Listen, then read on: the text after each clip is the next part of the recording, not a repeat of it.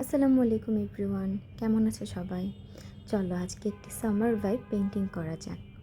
দেখো আমি এখানে জুস, ম্যাঙ্গো এবং একটি আইসক্রিম এঁকেছি। চলো এবার এগুলো আমরা কালার করে নিই।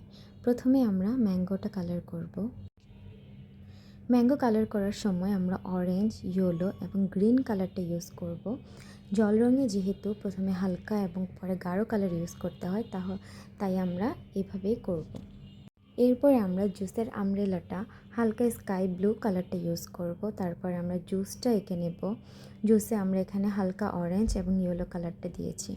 তারপরে যে কাটা ম্যাঙ্গোটা আছে আমরা সেটাও কালার করব। কালার করার সময় আমরা ফার্স্টে হালকা ইয়েলো কালারটা অ্যাপ্লাই করব।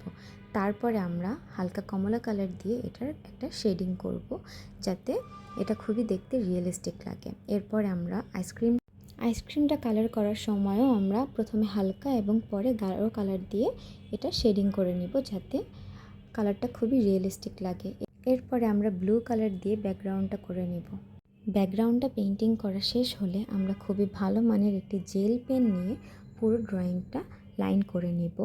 লাইনটা অবশ্যই খুবই সুন্দরভাবে করতে হবে, কোনো এলোমেলো দাগ যাতে না থাকে, কারণ এই জেল পেনের লাইনটার উপরেই পুরোটা পেইন্টিংয়ের সৌন্দর্য ফুটে উঠবে। তাই অবশ্যই এই লাইনটা খুবই সুন্দরভাবে করতে হবে। তোমরা দেখে দেখে আস্তে আস্তে লাইনটা করে ফেলবে। বাস, আমাদের পেইন্টিং এখানেই শেষ।